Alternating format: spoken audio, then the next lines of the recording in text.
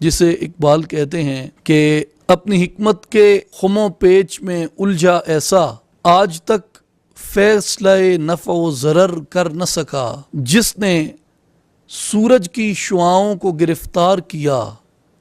زندگی کی شب تاریک سحر کر نہ سکا۔ انسان میں یہ قوت ہے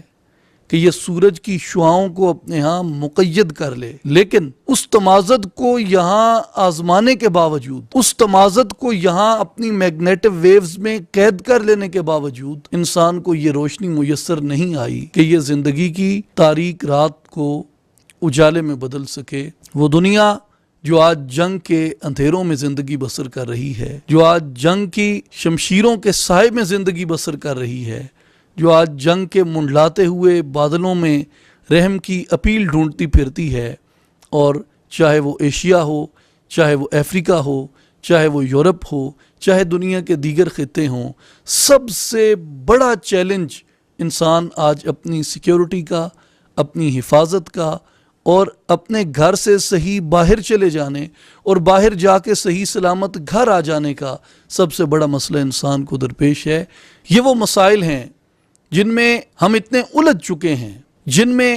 ہم نے اپنے آپ کو اتنا الجھا دیا ہے کہ اب ان سے خلاصی پانے کے لیے، اب ان سے نکلنے کے لیے ہمیں اپنے ذہن میں، اپنے دل و دماغ میں ایسا ورکیبل سلوشن نہیں ملتا جو اس بنیادی انسانی مسئلے کا تدارک کر سکے۔ یہاں پہ پھر ہمارے لیے یہ لازم آ جاتا ہے کہ ہم ایک ایسی دنیا سے رجوع کریں جہاں ہمارے ان مصائب کا حل ہمیشہ سے موجود رہا ہے، اور جنہوں نے ہمیں ہمیشہ ایک گائیڈنس دی، ایک روشنی دی اور ایک راستہ دکھایا۔ اور وہ چیز، وہ راستہ، وہ روشنی،